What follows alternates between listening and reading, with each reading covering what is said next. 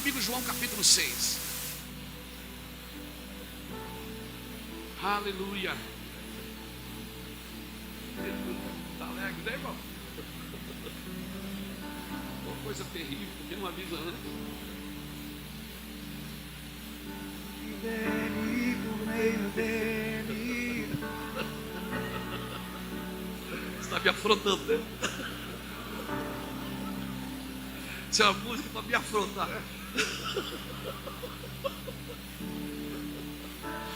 É, irmão? Não, nunca Foi sobre nós. Quem sobre o que Podemos escrever. É tudo sobre você, tudo para você, Jesus. Como é bom entender isso, Senhor. não, nunca foi sobre nós, Nem sobre o que podemos fazer.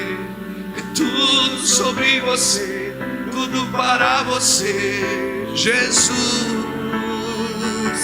eu Descobri que senti, senti eu nada posso fazer.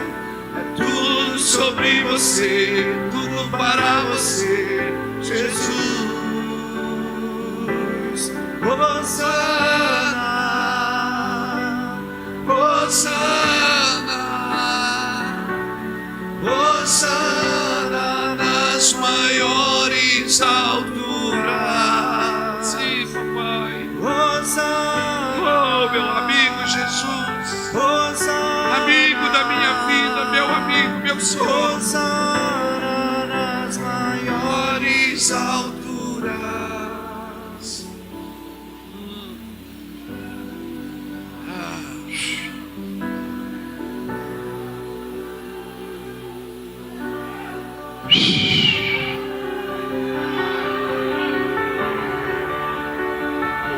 Porque dele, por meio dele, para ele. Sim, Senhor, toma essa nação para ti. Todas as coisas. Pega essa nação para ti, toma os governos para ti, toma os reinos para ti.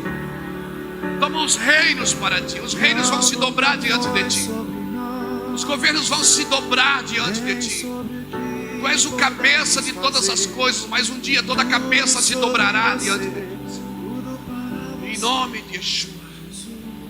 João capítulo 6 diz assim: depois destas coisas, Jesus atravessou o mar da Galileia, que é de Tiberíades, e grande multidão o seguia, porque tinham visto os sinais miraculosos que ele operava na cura dos enfermos. Então Jesus subiu ao monte e assentou-se ali com os seus discípulos. A Páscoa, a festa dos judeus, estava próxima. Jesus, erguendo os olhos e vendo uma grande multidão que se aproximava, disse a Filipe: onde compraremos pão para toda esta gente comer? Ele perguntava isto somente para o experimentar, pois já sabia o que ia fazer. Respondeu-lhe Filipe: 200 denários de pão não bastaria para que cada um deles recebesse um pedaço. Outro dos seus discípulos, André, irmão de Simão Pedro, disse: está aqui um rapaz que tem 5 pães e cevada pequena e 2 peixinhos, mas o que é isto para tantos? Disse Jesus: mandai o povo assentar-se. Havia muita relva naquele lugar, e assentaram-se os homens em número de quase 5.000. Então Jesus tomou os pães e deu graças e repartiu-os com os que estavam assentados, e fez o mesmo com os peixes. Quando estavam saciados, ele disse aos discípulos: recolhei os pedaços que sobraram, para que nada se perca. Recolheram e encheram 12 cestos de pedaços dos 5 pães e cevadas que sobravam aos que haviam comido. Vendo os homens o milagre que Jesus fizera, disseram: este é verdadeiramente o profeta que havia de vir ao mundo. Jesus, sabendo que vieram arrebatá-lo para fazerem rei, tornou a retirar-se sozinho para o monte. Aleluia. Glória a Deus. Esse texto tem sido muito relevante na minha vida para esses dias. Estenda sua mão para cá, me abençoa, por favor. Ore por mim, ore pela minha casa, pela Iraci, pelos nossos filhos, 4 filhos, das nossas 6 netas. Ore pela nossa equipe pastoral, pela nossa igreja, pelo encargo. Nos dê saúde, Senhor, nos dê sabedoria. guarda-nos da imoralidade, livra-nos do pecado, esconde a nossa vida, guarda o nosso lar, o nosso casamento. Sim, Senhor, é isso que queremos, é isso que queremos, é isso que precisamos de Ti, em nome de Jesus, amém? Olhando esse texto assim, irmãos, eu queria passar rapidamente por ele, eu só queria usá-lo como um alicerce, para a gente expor algumas coisas aqui da Escritura. Olhando nesse texto aqui, eu vi 8 coisas muito rápidas, assim. Às vezes eu passo hora, meses, dias, no mesmo texto, orando, lendo, estudando, e é tão interessante que às vezes eu vou conversar com alguém e a pessoa começa a falar do texto, mas ela não sabe que eu estou estudando aquilo. E aí eu fico rindo. Foi, pastor, está tudo bem? Eu disse, não, é que Deus, ela não sabe, mas o Espírito sabe. Então às vezes ela fala coisas que agrega naquilo que eu estou estudando. Então a primeira coisa que eu vi aqui é que Jesus ensina perguntando. Sempre Jesus vai ensinar você perguntando. E quer saber de uma coisa? Quando ele perguntar, não responda. Porque se ele pergunta é porque você não sabe a resposta. Então quando ele perguntar, você joga a bola de novo para ele e diz, Senhor, Tu sabes. Faz o que Ezequiel fez quando ele perguntou se os ossos poderiam viver. Poderão viver esses ossos? Ele disse, Senhor, Tu que sabes. Se Tu disser que pode, pode. Ele disse, então profetiza. Eu sei que posso e você tem a voz. Eu sou o clamor e você é a voz. Então use a voz do que clama. Você fala e eu faço. Então a primeira coisa que eu vi aqui é que Jesus ensina perguntando. A segunda foi que Deus não perde o controle de nada. Ele pergunta, mas ele já sabe o que ele ia fazer. Ele pergunta para experimentar, para ver aonde está seu coração. Não que ele precise saber, porque ele é onisciente, e a onisciência dele lhe dá o poder de saber as coisas antes que a palavra saia da sua boca. Mas é você que precisa saber. Tem algumas provas na nossa vida que nós precisamos saber como que o Senhor está trabalhando para a gente se reposicionar, para a gente se ver. A Bíblia não é uma janela, ela é um espelho. Quando você olha a Escritura, não é para você ver os outros, é para você ver você. Não é para tirar coisa delas, é para ela tirar coisas de você. Então, a segunda coisa que eu vi aqui foi que Jesus não perde o controle de nada. Deus não perdeu o controle. Às vezes a gente diz, meu Deus, faz a tua obra. E às vezes a gente diz assim, Deus, irmãos, vamos fazer porque o Senhor está com pressa. Irmão, Deus não está com pressa. Pressa é defeito de quem está atrasado. Deus não está atrasado. Ele tem tudo sob controle. Ele faz o fim desde o começo. O que é já foi, e o que será já foi também. Deus tem tudo organizado, mas Ele testa a gente para saber se a gente está no kairós dele ou está vivendo o nosso tempo querendo que Ele se agregue naquilo que nós estamos fazendo. A gente pensa às vezes que Deus nos deu uma procuração em branco para fazer e Deus só vem atrás confirmando. Confirma, Senhor, a tua obra. Deus não confirma, sabe por que Deus não confirma? Porque não é a obra dele. Às vezes a gente faz alguma coisa e Deus confirma essa obra, e Deus não confirma. Por quê? Porque Deus só confirma o que Ele faz. Eu sou um cooperador. O que é um cooperador? É um cooperador que se agrega àquilo que está acontecendo. A obra de Deus não sou eu quem faço, eu coopero com ela. A terceira coisa que eu vi aqui foi que um discípulo falou uma coisa, o outro falou outra, e Jesus deixou todo mundo discutir. Eu creio que está chegando um tempo de parar de ouvir todo mundo. A obra de Deus, ela é teocrática, não é democrática. Se cada vez que você for pintar a igreja, você fazer a reunião para perguntar que cor que pinta, você vai ter que pintar um metro de cada cor.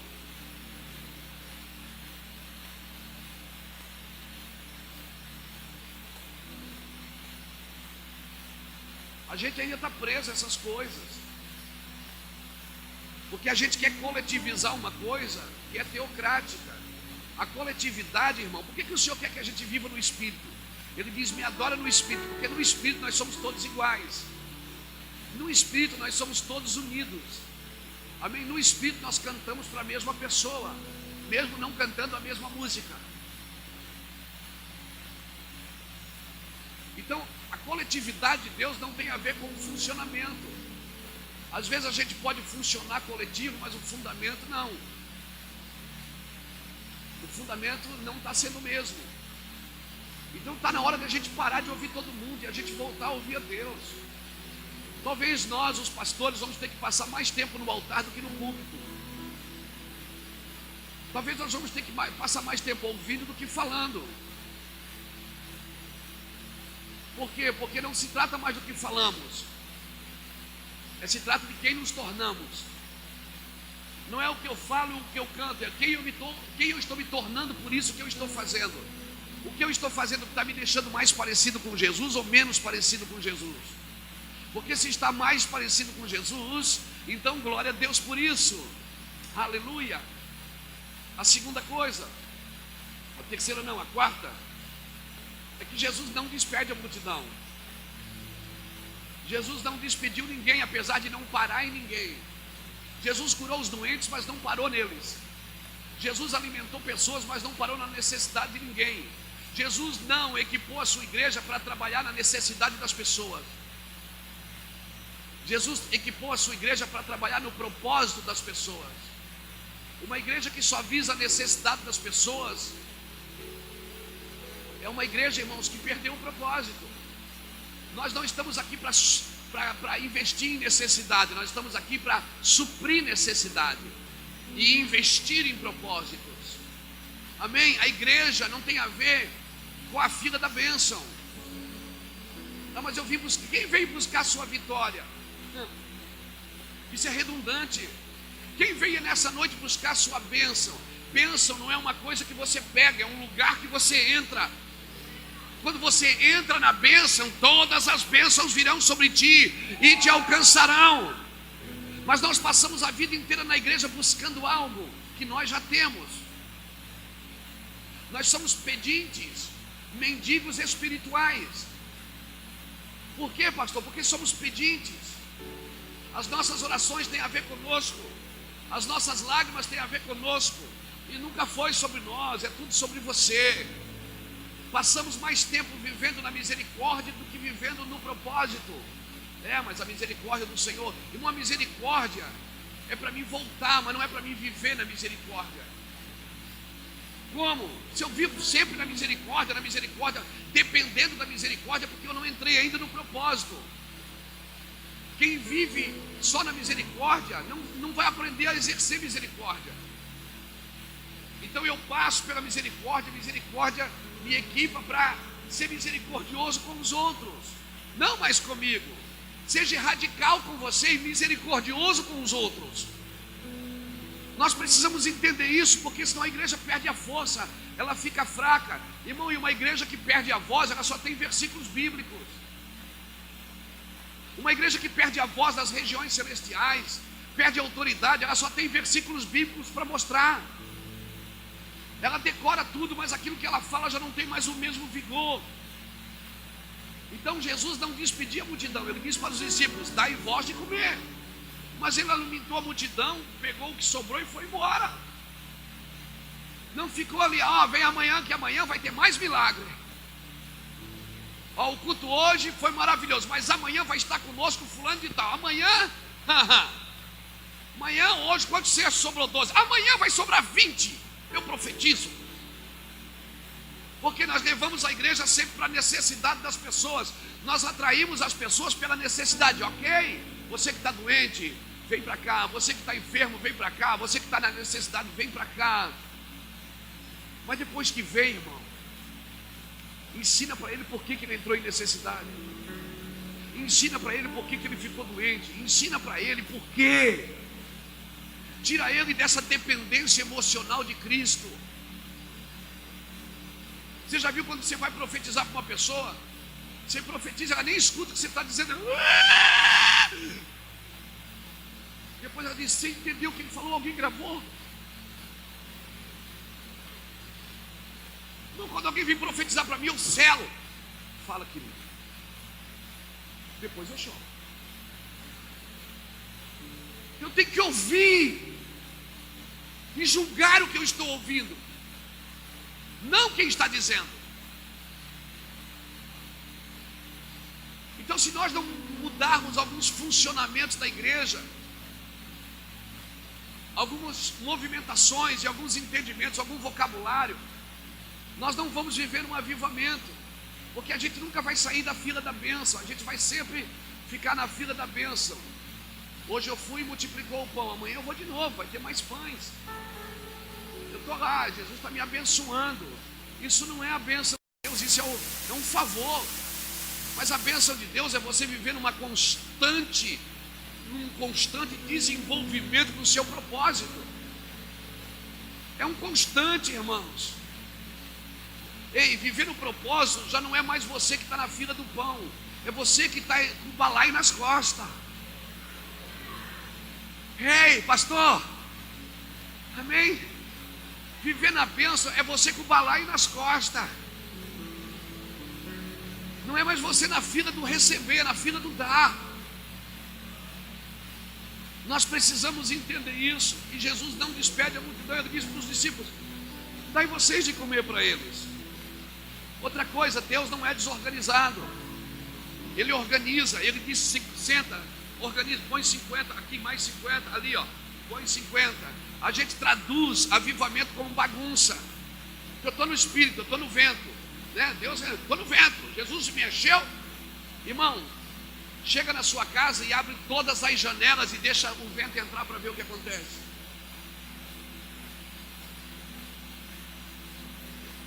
O problema é esse. Se você abrir todas as janelas, aquele vento que era para ser bênção começa a rasgar cortina, derrubar vaso, começa a trazer poeira de fora para dentro, e você está no vento. Vamos ser chapado, vamos ser peteca, vamos ser pentecostal, vamos rodar, pular, dançar e cantar. Nós vamos organizar. Epa, para, você já viu quando eu estou pregando com o negócio? Eu digo: senta. Por quê? Porque nós não podemos ser uma igreja emocional. Nós temos, pronto, porque eu sei, agora eu vou dançar, agora eu vou pular, agora eu vou gritar: aleluia! Agora eu vou falar em línguas. Por quê? Porque eu tenho convicção. Agora, para mim ter convicção, eu preciso parar e ouvir. Eu preciso entender o que Deus está querendo dizer. Mas eu li na Bíblia, às vezes até o que você leu, você não entendeu. Jesus disse: vocês ouviram o que foi dito. Estava escrito: eu porém vos digo. Jesus estava dizendo o seguinte: deixa eu explicar para vocês o que é que meu pai queria dizer. Quando ele disse não matarás, não era pegar uma faca e matar o outro, era falar mal do outro. Quando você fala, você já o matou.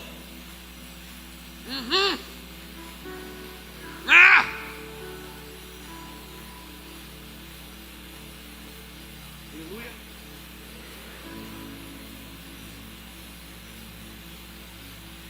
Por isso que a gente trabalha tanto no entendimento. Por isso Mateus 13:19 diz: ouvindo alguém o evangelho do reino e não entendendo, o maligno tem facilidade de vir roubar-lhe a semente. Você vai ficar a vida inteira atrás de alguém que possa pôr a mão na sua cabeça. Não está errado isso. Eu sou da transferência, eu gosto muito disso. Mas tem coisas que o fundamento, só quem pode te dar é Ele. O pastor Luiz Hermínio pode te dar dicas, estratégias, pode transferir o poder, mas a presença não. E o fundamento da igreja não está no poder, está na presença. Não é no poder, é na presença. Eu falei isso ontem, deixa eu falar aqui de novo. Quem não estava ontem? Não, você precisa ouvir isso. A obra de Deus não está alicerçada no poder, e sim na presença. Porque poder todo aquele povo viu no deserto. E o Senhor, a Bíblia diz que o Senhor não se agradou da maioria deles. Por quê? Porque por que a igreja hoje quer poder? Por que a gente vai para a televisão fazer propaganda do poder? Vem para cá, aqui tem poder. Por quê? Porque não tem mais a presença. Como assim? Onde é que tem poder de Deus, onde não tem? O poder de Deus tem aonde a palavra é pregada. A presença de Deus tem aonde Deus está. Como assim? Toda vez que eu falo de Deus, eu atraio o poder. Toda vez que eu falo com Deus, eu atraio a presença. Eu venho aqui falar de Deus para você, o poder invade o lugar. Por isso você pode estar 30 anos numa igreja cheia do poder e nunca ter conhecido a presença. Porque o poder vem sobre você e é o poder que a gente transfere. Eu oro e transfiro poder para você, mas a presença não. Você tem que construir um lugar para que ela venha na sua vida. O poder não tem, a presença não tem a ver com arrepios e calafrios. A presença tem a ver com convicção. Eu não sinto a presença de Deus todo dia, mas eu sei que Ele está ali, porque Ele me falou que estaria. Ele disse: Luiz, Emanuel, é Deus com você. Eu estou com você todos os dias até a consumação do século. Como eu sei que Ele está, se eu quiser provocar para sentir, então é só eu parar de tudo que eu estou fazendo e dar atenção para quem está comigo.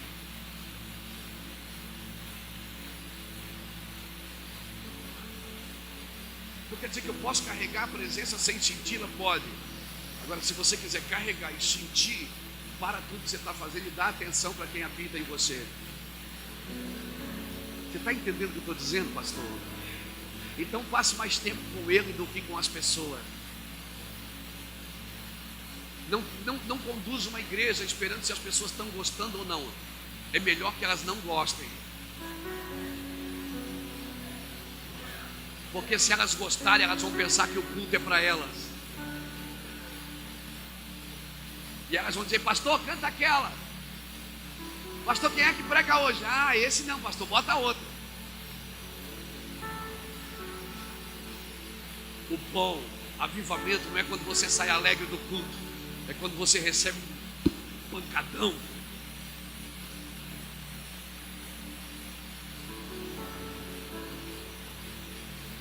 Você vai para casa e não consegue dormir.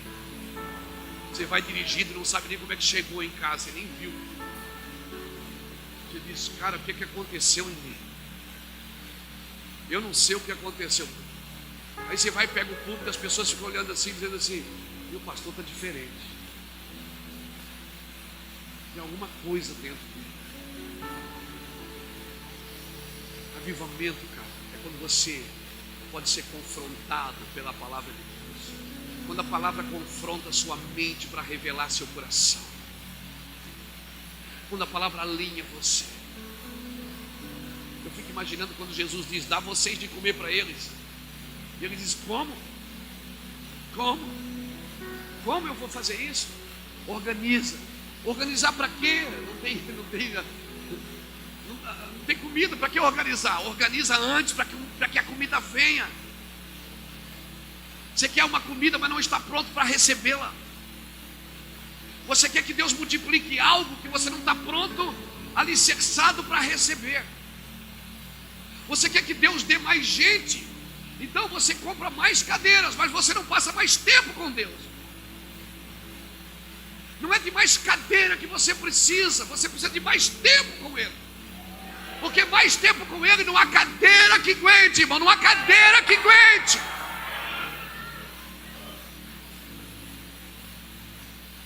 Aí você passa a vida inteira aumentando o tamanho da igreja, aumentando o tamanho da equipe, mas você não aumenta o seu interior, não aumenta a sua capacidade de ouvi-lo, não aumenta o seu coração ainda está pensando nas coisas. Acaba o culto, você pergunta: quanto que entrou de oferta?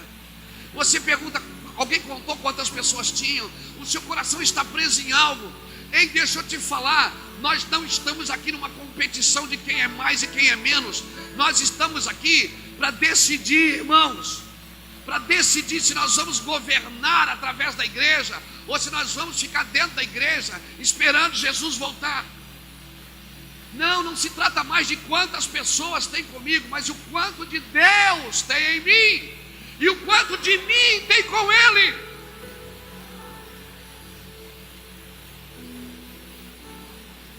Nós precisamos entender isso. Não há tempo que não vai ter templo que segure as pessoas.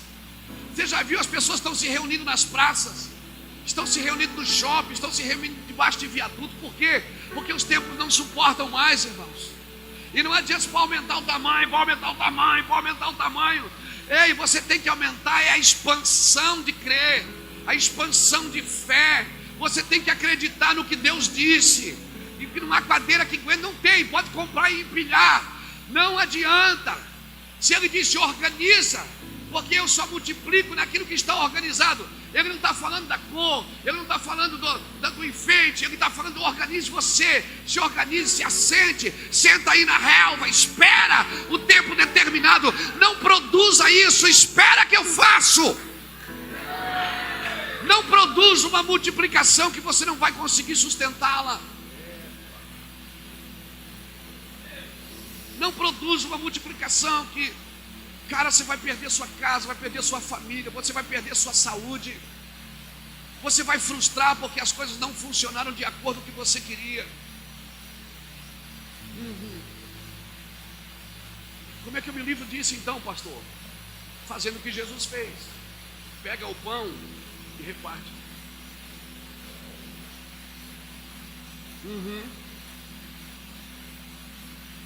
Reparte.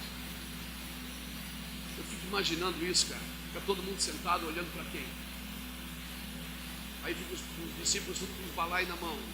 Olha para dentro, está vazio. Aí Jesus diz: reparte o pão e deu aos discípulos. E o discípulo, sem saber como? Não, põe no balai.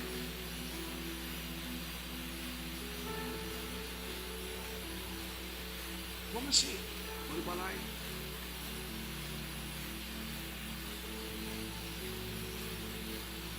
Aí daqui a pouco o cara olha no balai e está multiplicando. Ele tira peixe e não para de voltar peixe. E aí quando eles começam a entender que está acontecendo algo sobrenatural, sabe o que eles fazem? Eles não param para eles comerem. Jesus diz: não se preocupem, o nosso está guardado.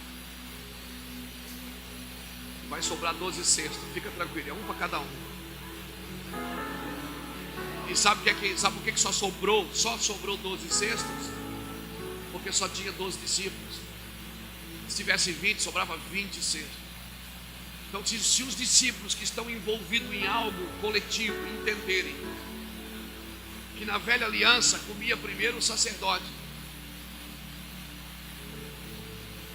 mas que na nova aliança primeiro come o povo,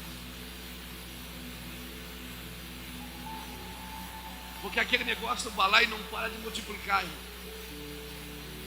não para. É uma loucura. É uma loucura. Eu estou falando algo para você que a gente tem provado. É uma loucura. Alimentar pessoas espiritualmente, materialmente, sem ter todos os recursos para isso. Você vê se multiplicando. Você vê Deus levantando pessoas para fazer. É uma loucura. Você não está lá pedindo toda semana: não me dá porque eu preciso. Não, você não precisa pedir. É uma loucura, é uma loucura. Quando você reparte o pão, você não vai ler na Bíblia que Jesus multiplicou o pão, ele repartiu os pães.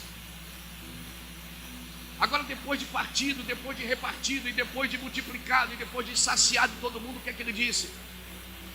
Junte tudo para que nada se perca. Deus não permite o desperdício. Por isso que Deus não dá unção para alguém para desperdiçá-la dentro de uma denominação. Como assim? É desperdício? É. Porque nós somos chamados para o mundo, somos chamados para o globo. A tua denominação é só o aeroporto para você pousar e decolar. Ela não pode terminar, ela não pode fechar você. Ela não pode parar você. Por isso, irmão, eu sou um líder emancipador.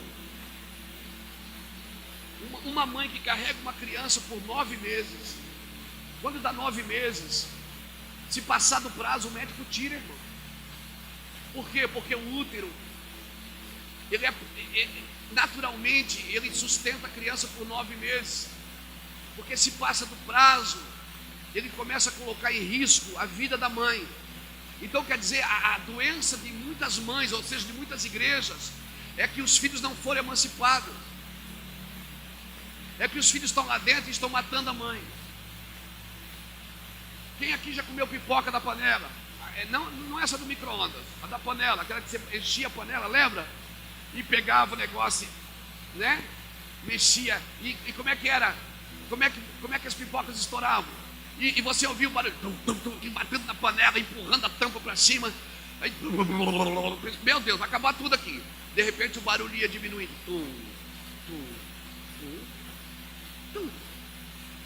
Aí você pensa o quê? Tá pronto. Aí você pegava uma bacia e despejava. Quando você despejava, você tinha uma triste visão da realidade. Você percebia que os milhos de baixo não estouravam. Culpa da panela? Não. Culpa do fogo? Não. Culpa das pipocas que já tinham estourado e não tinham saído da panela. Então, se a sua cabeça não for uma cabeça de emancipação, a sua igreja vai pum, pum, pum.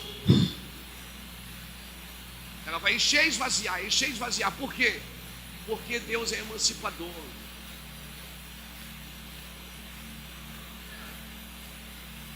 Se Deus envia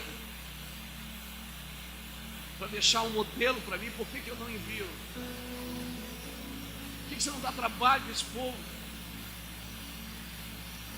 Porque é melhor ter 3.000 pessoas ao seu redor no domingo do que ter 3.000 pessoas na cidade.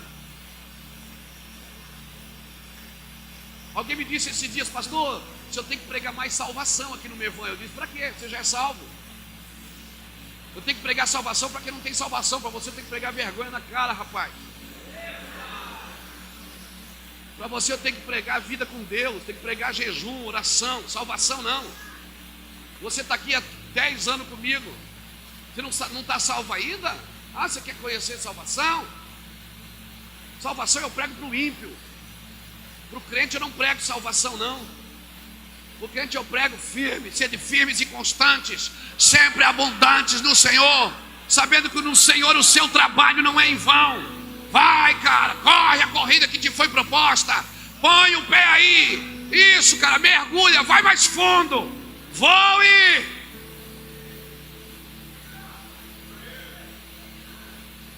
Nós estamos fazendo uma campanha na igreja para ser salvo, irmãos, porque nós não temos noção de fundamento. É um desperdício isso para mim. Isso é um desperdício. Incentiva as pessoas, bota gás nela, concentra a força.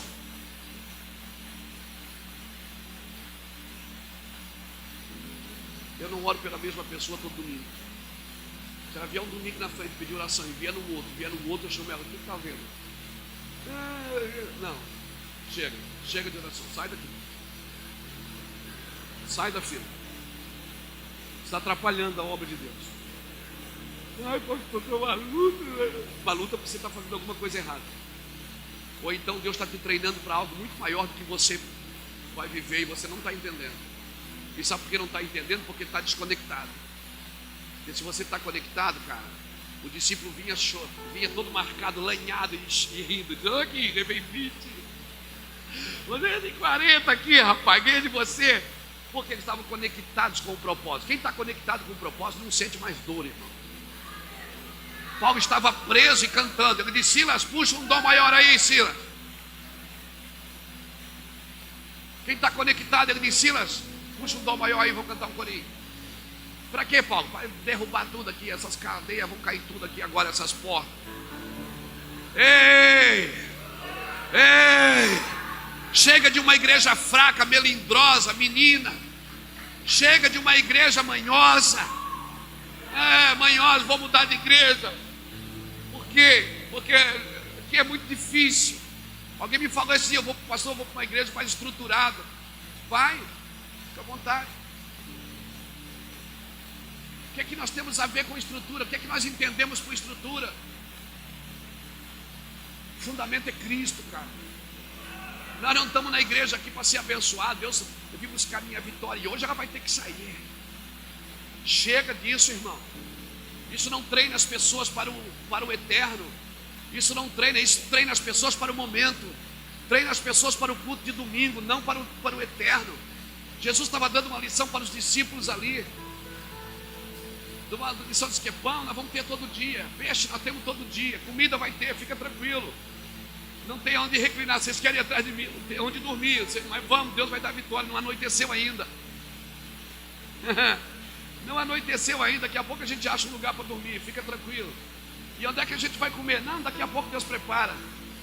Aleluia. A gente só precisa andar organizado com o propósito. Porque as coisas vão descortinando na sua frente, irmãos. Amém? E outra coisa que eu entendi nesse texto, depois do milagre, todo mundo disse: meu Deus, ele é o profeta. E aí quiseram colocar ele num trono, e ó, deu no pé. Porque não aceite os tronos que os homens querem dar a você. Jesus não estava atrás de um trono, ele queria uma cruz, cara. Porque não vai haver trono sem cruz, não vai haver trono sem cruz, amém? E a cruz é a minha morte pessoal, é a minha morte ministerial, aonde eu mato o eu. Não vai haver ressurreição sem cruz. Não é Cristo em mim, é Cristo em nós, é a coletividade. Então nós temos que morrer junto. Eu tenho que promover, não é o sucesso dos outros, é a morte espiritual, a morte emocional dos outros. Como? Para que eles reconheçam que Cristo neles é a esperança da glória. Um pai equipa seu filho, prepara a sua igreja, não para receber bênção, irmãos, mas para receber destino. Você está lá, pai, mãe espiritual, você está na frente de um trabalho para dar destino a essas pessoas. Nós não podemos ser uma geração da informação, que só traz informação, mas não tem uma consciência da sua vontade. Não tem uma consciência da sua vontade. E aí, o que acontece? O medo que a gente vai tendo de ofender algumas pessoas, a gente começa a ofender a Deus. Porque a gente está tão preocupado: se eu falar assim, ele pode ir embora. Se eu falar assado, eu não estou falando de você ser grosso, estúpido, duro. Eu estou falando de você ser justo. De você falar: eu te perdoo, mas vai e não peque mais. Não faz isso, está errado. Irmãos, Deus precisa que os nazireus voltem, porque eles vão ser os precursores de um grande avivamento. Os nazireus. Irmão, nazireu não tem problema com nada. Ele não tem problema de se ofender, porque ele já é um escândalo. A vida dele já é um escândalo para os dias que ele vive. Então, assim, o nazireu, só a vida dele já é um escândalo. A forma que ele conduz a sua casa já é um escândalo para todo mundo que está ao redor. Diz: não, ele não vai suportar até o fim, vai. Amém? Então nós precisamos que o nazireado volte, querido. O nazireado volte, porque nós precisamos de homens radicais, mulheres radicais, não com os outros, não pessoas que estabelecem regras para os outros, mas pessoas que estabelecem para si, colocam limites para si, colocam os propósitos para si, porque é isso que o Senhor me ensina. Amém? Eu não posso ficar correndo atrás da bênção, porque bênção Deus pode dar para todo mundo que está vivo, mas unção, a unção não é para os vivos, irmãos. A glória de Deus não é para os vivos.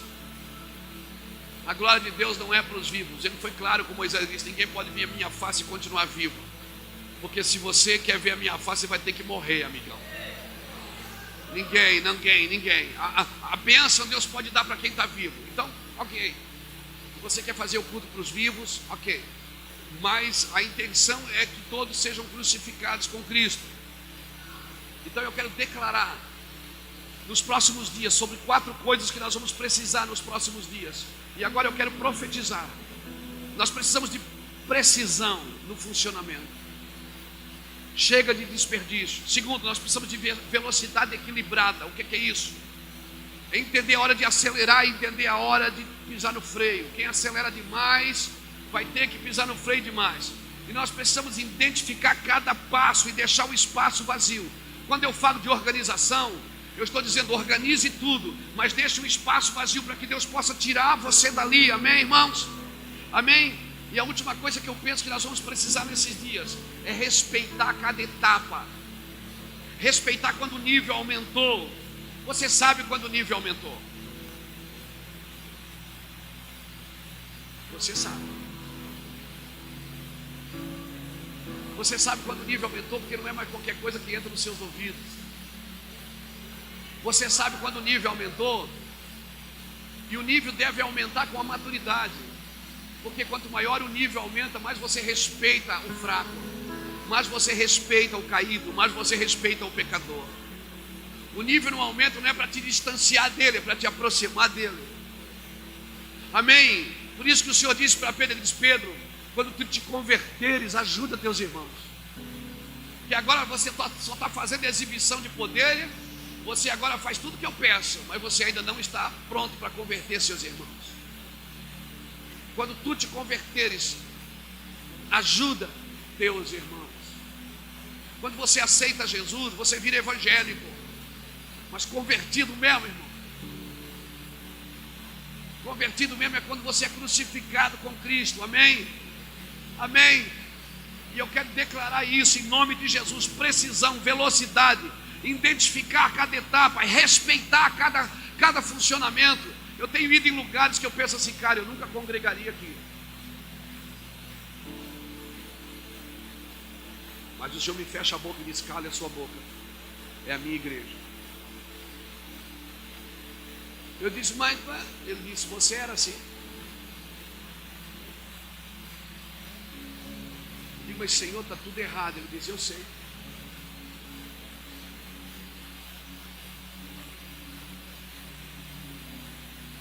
Imaturidade não é problema, irmão. O problema é você saber que está errado e continuar fazendo. O problema não é imaturidade. O problema não é você botar a mão na cabeça e dizer: meu Deus, isso está tudo errado, e entrar em crise. Por isso que quando você ouve o evangelho do reino, você entra em crise. Eu não sei o que você veio fazer aqui com essa crise toda.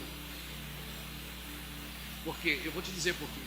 Porque tem algumas coisas que você já sabe que vai ter que mudar, e isso implica, se mudar, vai perder algumas pessoas. E todo aquele aparato ao seu redor pode se perder, ou não. Ou não. Chegou uma hora que Jesus olhou para trás e disse: vocês querem ir? Vão. Pedro disse: para onde iremos nós se só tu tens a palavra de vida eterna? Vai chegar um tempo, irmãos, que as pessoas não vão suportar. E Paulo falou isso para Timóteo: as pessoas sentirão coceira no ouvido. A unção de Elias está vindo para a terra, irmão. Ela está vindo. A unção que declara o que vai acontecer na terra e se esconde. A unção que come debaixo da mão de Deus, que Elias comia na mão de Deus. A unção que visita órfãos e viúvas nas suas tribulações. A unção que confronta líderes caídos. Acabe, chama Acabe para uma conversa e confronta. A unção que confronta a religião. A unção que desafia o povo e diz: traz água. Vocês querem água? Então traga o que vocês têm. Traga o que você armazenou para os dias maus. A unção que sozinho combate a religião. E a unção que não produz fogo, mas é a unção que edifica o altar. Porque quem manda o fogo é Ele. Eu não estou aqui para produzir um avivamento, eu estou aqui para edificar o altar do Senhor. Esse é o trabalho dos nossos dias, querido. A unção do de repente, a unção da imprevisibilidade. Essa é a unção de Elias, a unção do de repente. De repente, o fogo desceu. De repente, apareceu uma nuvem do tamanho da mão de um homem. Eu estou dizendo para você: vamos fazer a coisa certa, porque de repente vai acontecer. Irmão, as coisas da minha vida, nesses 18 anos de ministério meu irmão, nesses 23 anos que eu ministro o evangelho, as coisas não têm sido fáceis. Deus sabe. Eu recebi uma profecia no começo da carreira ministerial de uma mulher que disse assim para mim: Deus vai fazer coisas sobrenaturais. Você não faz ideia, mas vai ser degrau por degrau. Toda vez que eu estou acelerado, o Senhor disse: step by step, degrau por degrau, volte. E eu quero avançar porque eu sou leão. Eu sou sanguíneo, hemorrágico, pingando. Verdade. Nós estávamos agora viajando para a Europa. Meus filhos estavam junto, a Bruna e o Samuel, com os genros, netas. E o passaporte da Bruna e do Charles deu problema na entrada. Nós tivemos que fazer outro passaporte ali correndo. E ela olha para mim, me abraça e diz: pai, por que para a gente tudo é mais difícil? Por quê, pai? Começou a chorar. Eu disse: calma. Como é bom ter um pai, né? Eu disse: calma, porque as exigências de Deus são para os íntimos. Deus não exige coisa de crente meia boca. Deus exige de gente íntima, porque Deus sabe que ela não vai recuar, ela vai avançar. As exigências de Deus são para os íntimos, porque os íntimos estabelecem a marcha. Os íntimos, José, ele estabelece um modelo. Sim, então se Deus está exigindo algo de você, se estão exigindo algo, se as pessoas que estão ao seu redor exigem, então é porque você é íntimo. Aleluia. Faça, sede firme e constante, não despeça ninguém. Faça. Amém, querido? Amém. Outra coisa que nós precisamos fundamentar nesses dias, eu estou falando de fundamento. Outra coisa que nós precisamos fundamentar nesses dias é discernir o som que estamos ouvindo. Abra comigo a sua Bíblia em Êxodo 32, 17. Eu diria que agora que nós vamos entrar na mensagem mesmo.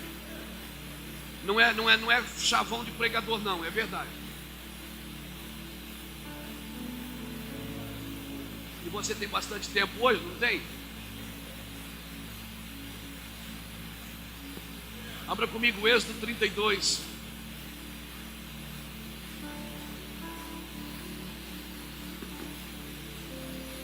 Leia comigo o versículo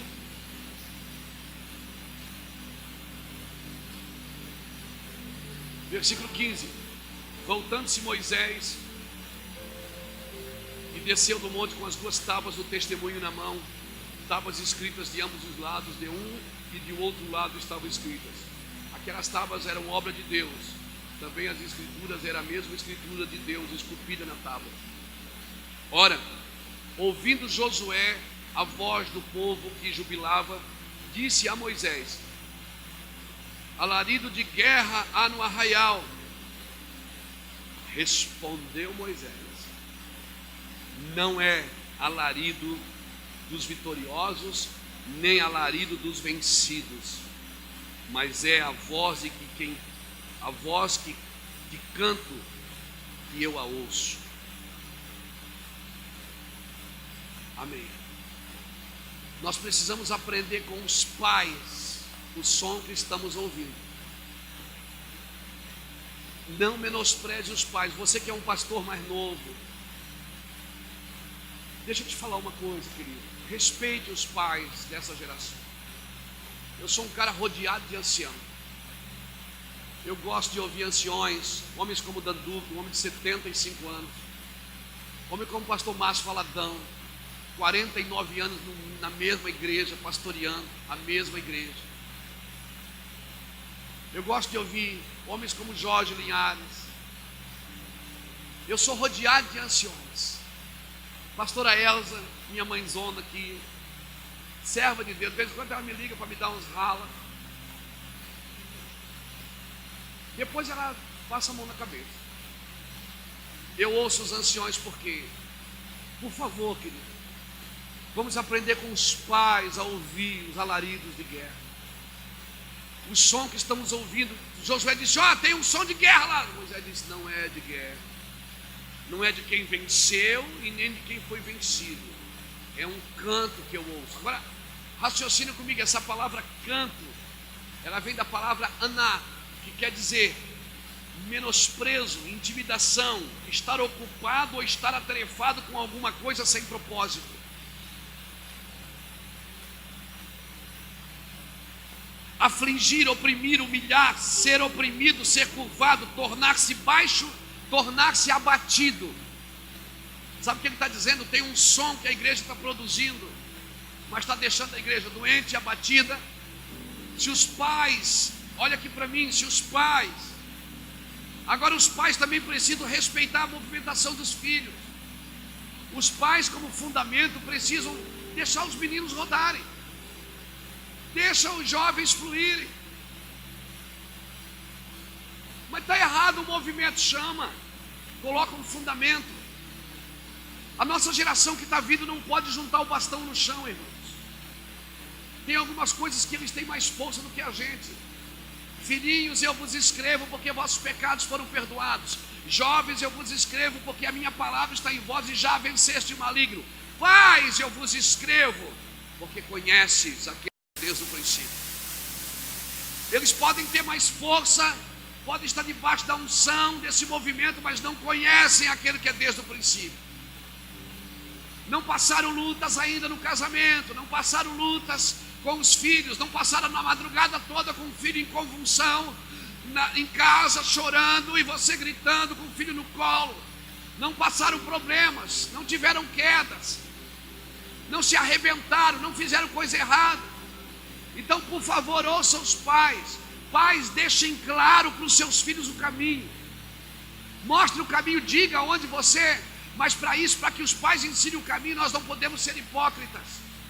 Nós vamos ter que ser verdadeiros e dizer: eu fiz isso e me arrebentei. Não podemos mais tampar o sol com a peneira. Muitos filhos estão saindo de perto de nós, estão fazendo o que querem. Por quê? Porque não vê em nós um pai de destino.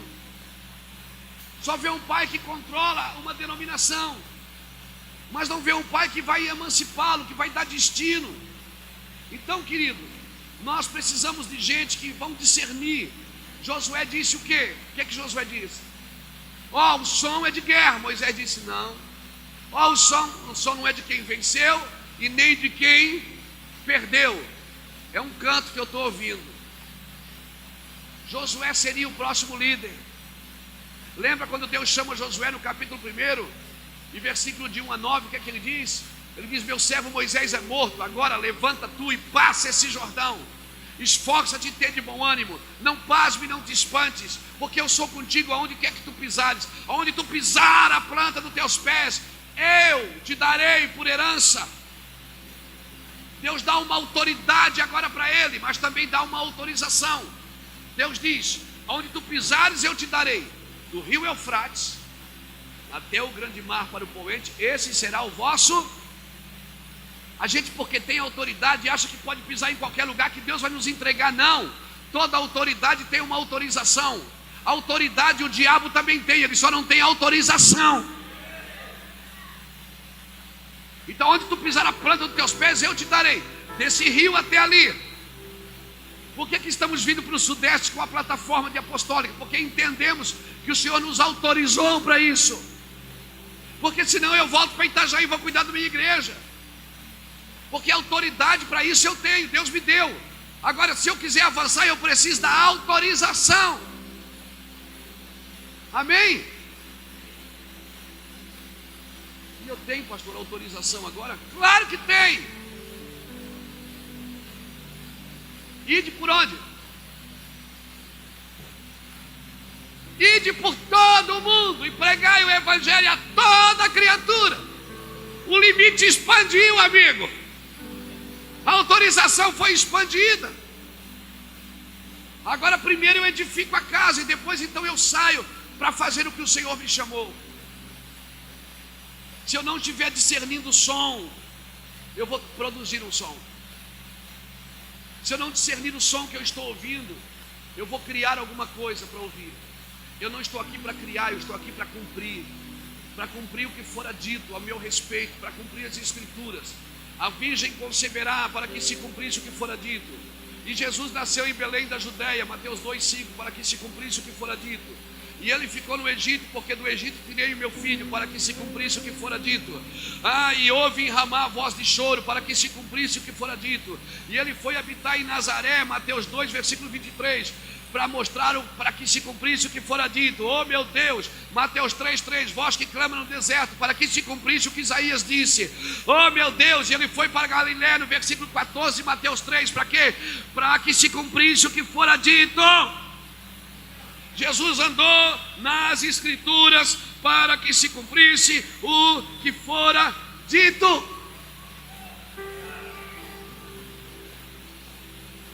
Por isso que quando quiseram fazer rei ele disse: não, isso não está escrito.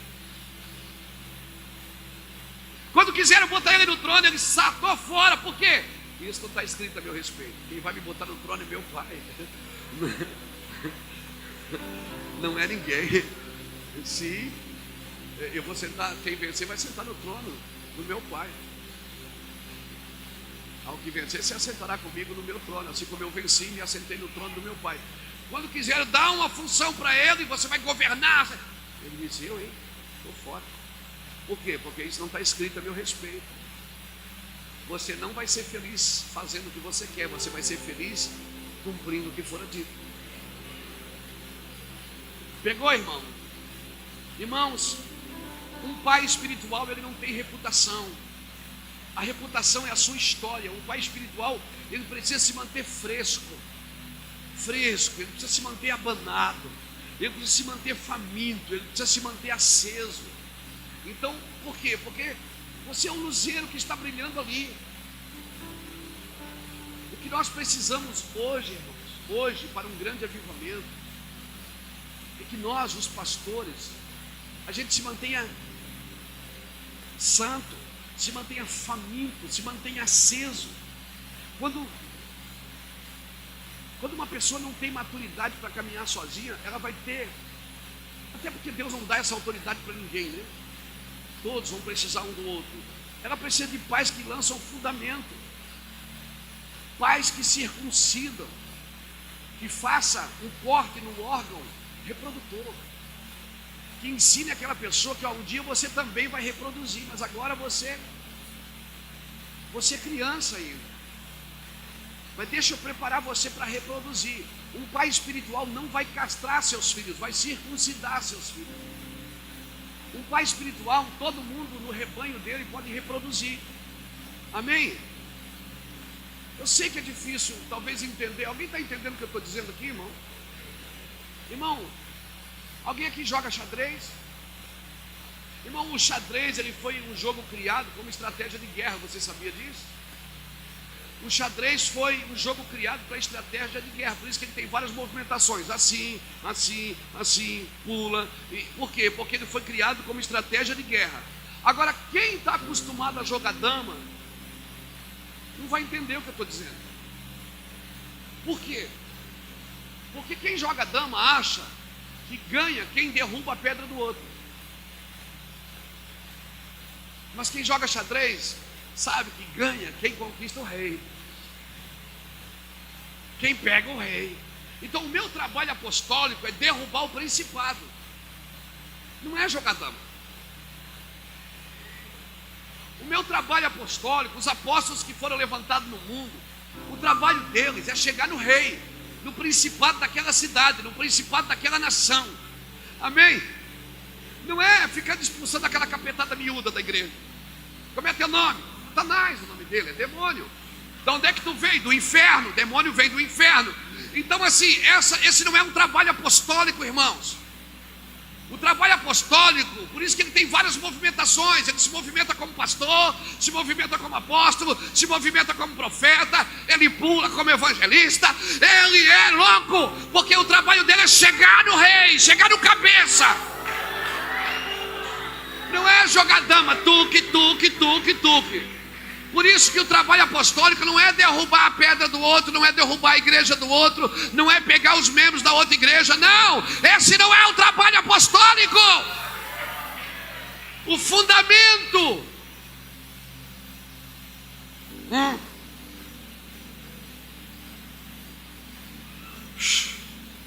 A estratégia aqui é capturar o rei. Se eu derrubar a cabeça, eu derrubo o resto. Amém? Mas na igreja quem é o cabeça?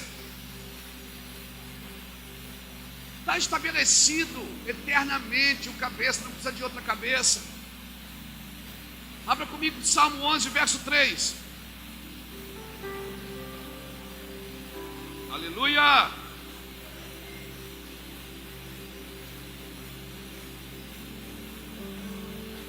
Salmo 11. Ai, ai, ai, Jesus. Ai, ai, ai. Eu senti que a gente começou a entender.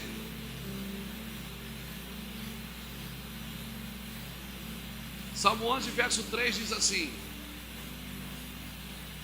na verdade, que já os fundamentos se transtornam, o que pode fazer o justo? Algumas traduções dizem assim, ó, se tirar os fundamentos, o que pode fazer o justo? Cara, você pode ser um justo. Se você vive num lugar sem fundamento, você não pode ajudá-lo, você não pode ajudar aquele lugar. Se quebrarem os fundamentos, o que pode fazer um justo? Se você está num lugar que perdeu a ideia original, que perdeu a autoridade, mesmo que você seja justo, me perdoe, você não pode fazer nada nesse lugar. Você vai ter que derrubar tudo e refazer de novo. Amém? Um justo, ele precisa fluir em ambientes de justiça. Ou melhor, um justo ele precisa fluir em qualquer ambiente de justiça. Mas como fluir em um lugar que perdeu o fundamento?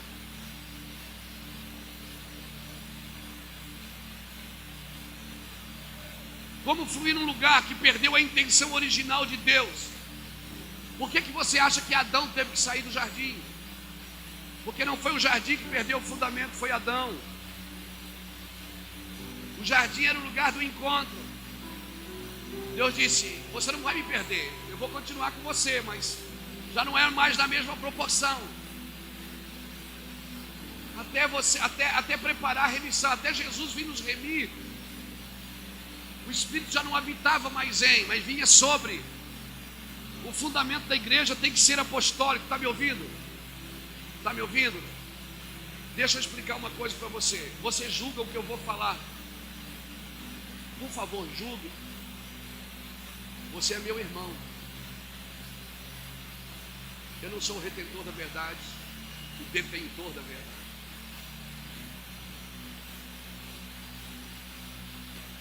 Nós herdamos dos americanos o fundamento pastoral, né? Nós herdamos, porque nós somos discipulados pelos nossos irmãos americanos. E qual é o fundamento da igreja americana? Pastoral. É um pastor que cuida de tudo, de uma mega igreja. No final da vida, ou ele morre do coração, ou de AVC, ou ele perde a sua casa, porque ele não dá conta. Isso na vida de um homem só é uma loucura. Não dá conta, amigo. Então a gente tinha um problema, uma igreja com fundamento pastoral. De 20 anos para cá, a gente começou a ouvir os nossos irmãos latinos falando do apostólico e do profético. Nossos irmãos da Guatemala, nossos irmãos da América Central, nossos irmãos da América Latina, falando de apóstolo. Nós tínhamos um problema. Aí a gente ouviu o apóstolo, o que é que a gente falou? Agora vamos consagrar apóstolo. Aí a gente ficou com dois problemas. Porque a gente agora tem uma igreja pastoral, de fundamento pastoral, com um movimento apostólico. Irmão, nós estamos cuidando de gente hoje que pagou para ser ungido apóstolo. E aí aparece a gente que recebeu uma função apostólica para o corpo e é arrebentado na internet. Por quê? Porque o nosso modelo apostólico, eu ouço livros, Augusto Nicodemos até me cita no livro dele. Eu não sou apóstolo, que não tem apóstolo. Que eu sou apóstolo, ou melhor, ele me cita como apóstolo, mas ele fala que não existe mais apóstolo. Eu não sou apóstolo de Jesus, sou apóstolo da igreja. Eu sou apóstolo a partir de Antioquia, não a partir de Jerusalém. Jesus tinha 12, Deus enviou um apóstolo. Jesus enviou 12, a igreja envia milhões. Deixa eu te falar uma coisa. Apóstolos. Você ficou tão triste assim por quê? Porque se um homem citou o meu nome num livro, eu posso citar ele numa pregação? Ué?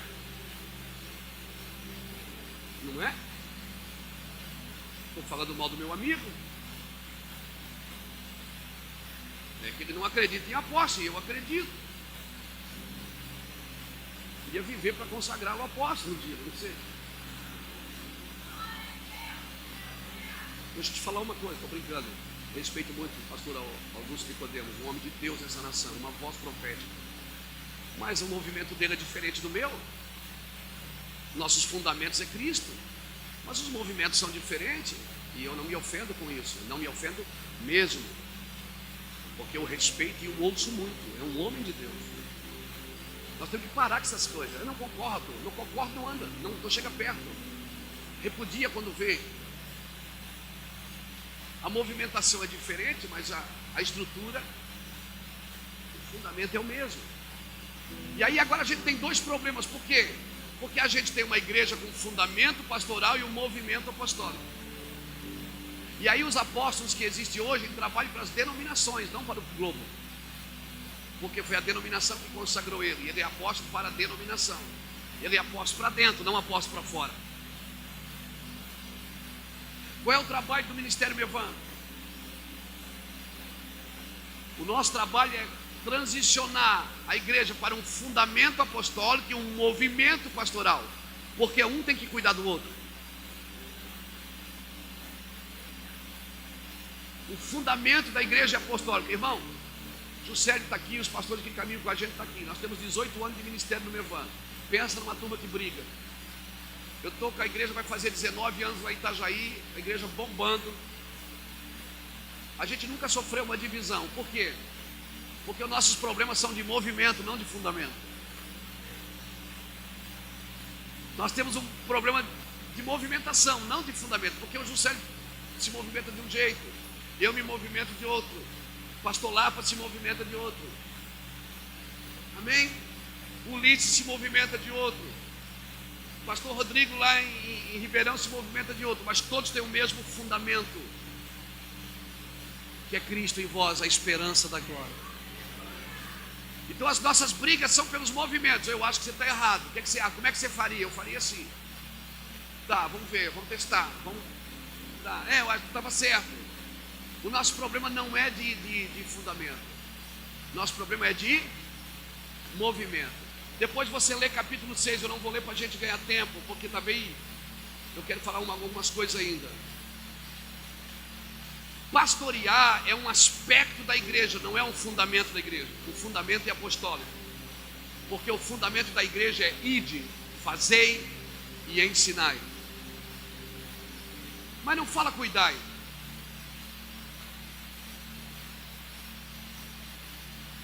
Peraí, pastor, não é para cuidar das pessoas? É para cuidar das pessoas com a mentalidade apostólica de emancipação. Ide, fazei e ensinai. O verbo da vida me ensinou 3 verbos: ide, fazei e ensinai.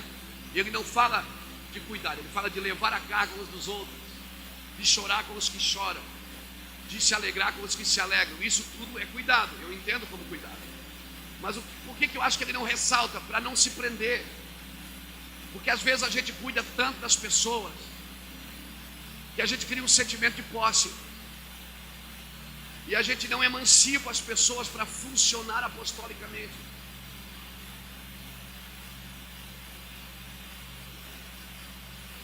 Às vezes, lá no Mevan a gente tem costume, a nossa equipe pastoral, quando liga para a gente: pastor, eu vou pregar em tal lugar, o senhor me abençoa? Eu digo: claro, meu filho, vai lá. Mas é costume deles, que eles criaram, não foi eu que decidi.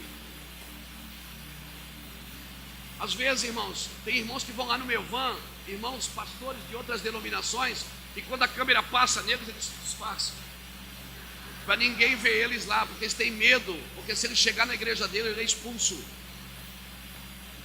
Irmão, você pode chamar o que você quiser isso, menos de igreja. Por causa da nossa mentalidade está errada. E hoje eu estou sendo bem pesado mesmo, de língua. Aproveitar que Jesus está no ambiente, depois você acerta com ele. E aí você já orou por mim antes, agora não dá para tirar a oração, já estou abençoado. Lembra que você estendeu a mão e me abençoou? Né? Você disse: Senhor, usa esse homem para falar comigo. Então agora você não tira mais a oração não, moço. Acabou, já era. Então eu penso, irmãos, que a gente criou um sentimento de posse, a minha igreja. Como nós estamos cantando aqui, não tem a ver sobre nós, é tudo sobre você, tudo para você. Se eu tenho uma cabeça apostólica, ando num fundamento apostólico. Irmãos, quem é que foi para Samaria ganhar a cidade de Samaria? Atos capítulo 8, quem foi? Filipe, não foi? Filipe não foi lá, não foi enviado, não foi? A Bíblia diz que foi lá enviado. Irmão, Filipe fez um estadalhaço em Samaria. Até Simão o mágico aceitou Jesus, mas não se converteu, porque logo em seguida a igreja, entendendo que Samaria estava evangelizada, eles entenderam que Samaria precisava ter fundamentos.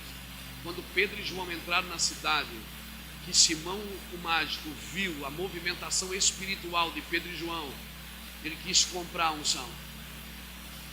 E aí Pedro e João dão uma palavra para ele: te arrepende. Ele se arrependeu na hora. E eu acho que ele converteu, foi ali. Deixa eu te falar uma coisa. Quando Samaria precisou de fundamento, não foi evangelistas que foram apóstolos. Por favor, irmãos, respeite os 5 ministérios. Respeite a movimentação dentro da igreja. Você acredite ou não, você creia ou não, a igreja se move nos 5 ministérios. E tem apóstolos sim, amém? Existe apóstolos sim. Na minha concepção apostólica, existe sim. O problema é que o Brasil entrou não vou falar.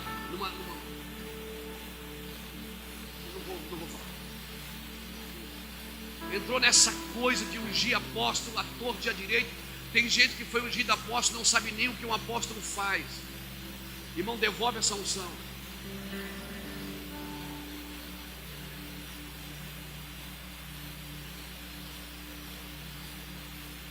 Você está apostolando para... Irmão, eu não sou patrimônio do Ministério Mevana. Eu pastorei uma igreja que tem 27 cultos por mês e eu prego em 3. Mas eu cuido dos meus filhos lá. Eu tenho reuniões com eles na mesa, eu tomo um cafezinho da tarde com eles, eu saio com aquele que está com problema no casamento, eu saio com aquele que, pastor, esse mês eu não consegui pagar o aluguel, pera, mas eu fui pregar fora, ganhei uma oferta, pega para você. Então deixa eu te falar uma coisa, vamos apostolar,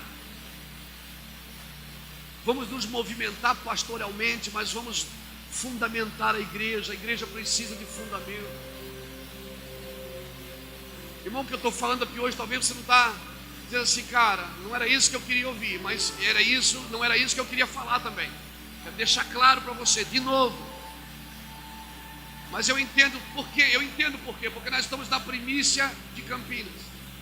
Nós vamos começou a primeira reunião do ano. Então eu creio que o meu Deus quer começar de baixo para cima. Ele quer começar a fundamentar. Apóstolos são fundamentos, não são coberturas. Muitas vezes as coberturas nos impedem de crescer. Amém? Às vezes eu tenho pessoas hoje que pregam muito melhor do que eu no ministério. Eu tenho pastores no ministério hoje que têm igrejas maiores que a nossa, que tem uma desenvoltura apostólica muito maior do que a minha. Mas por quê? Porque eu não sou cobertura deles. Eu trabalhei para ser um fundamento para que eles pudessem caminhar sobre mim. Então nós precisamos entender isso, querido. Hoje eu entendo, e ontem, essa noite eu dormi conformado. Mas eu entendi por que Deus está mexendo nos nossos fundamentos aqui ontem e hoje. Porque nós estamos dando início a uma jornada. É uma pegada diferente. Antes, Luiz Hermínio vinha aqui todo mês pregar. Agora não, a gente começou a construir uma plataforma. É diferente, a plataforma ela precisa ser asfaltada. Amém? Os aviões que estão aqui, eles precisam pousar e decolar. A pista precisa estar livre. Então antes que você se encante pela mensagem, que você crie expectativa em um pregador que aparece na internet, que tem milhões de seguidores, antes que você se encante pela mensagem, ai meu Deus, essa mensagem me pegou por dentro. Eu não quero te pegar por dentro hoje, eu quero te pegar pelo pescoço e dizer para você, se vamos andar juntos, é dessa forma que vamos andar juntos, porque é assim que nós cremos. Nós podemos ser amigos, mas se vamos criar uma aliança, não está firmado em dinheiro, não está firmado em placa de igreja, não está firmado em estatuto. Eu não vou dizer para você, joga teu estatuto fora, arranca a sua placa, dá aqui o beijo no meu anel.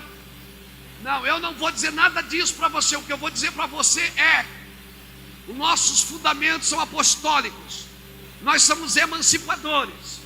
Então se você vem caminhar com a gente e é aquele que segura tudo e você está morto, você não vai dar. Você vai se perder no caminho e vai depois ainda sair falando mal de nós. Então a ideia original é essa. A ideia é assim, ó, irmão, nós caminhamos assim, ninguém é perfeito, então todos os mané, a gente está todo mundo aqui é ex alguma coisa, mas a gente tem um propósito, que há 18 anos vem funcionando, degrau por degrau. Ninguém coloque outro fundamento a não ser o que já tem. Não tem nenhuma expectativa na gente, não, nada. Amém? Nós trabalhamos para manter firme o propósito. Precisamos fundamentar a partir daquilo que nós entendemos. Fundamentar a partir da origem, da base. Precisamos edificar fundamentos. Estamos fazendo fundamentos para quê?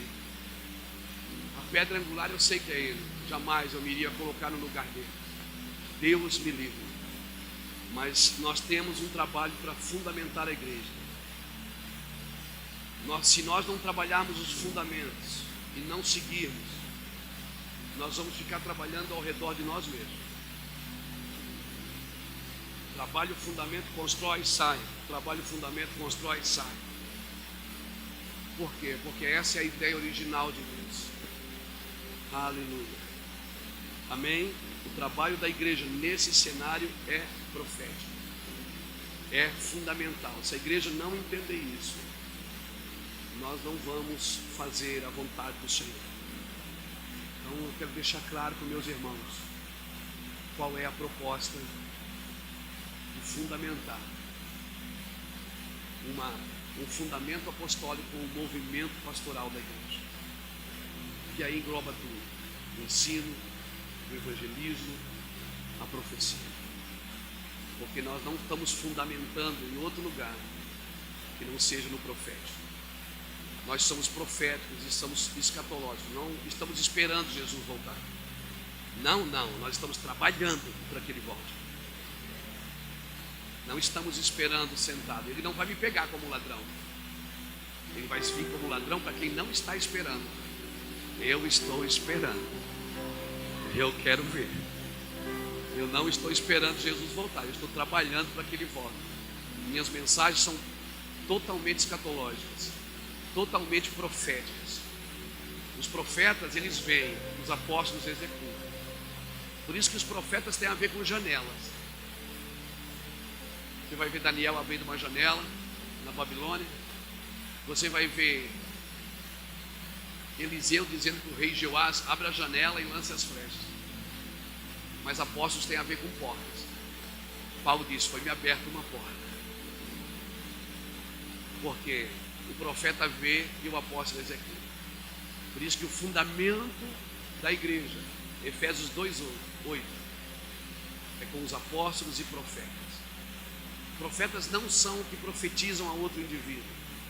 Isso é o dom de profecia. Profetas são os que declaram para a terra: assim diz o Senhor, ó Brasil. Assim diz o Senhor, ó Israel. Então, se nós andarmos nesse lugar, irmão, nosso pastoreio vai ser lindo. Porque nós não vamos criar pessoas dependentes na igreja de um pastoreio.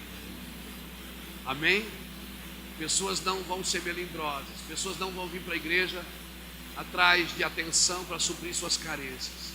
Elas vão ser amadas e abraçadas, cuidadas, mas vão ser emancipadas.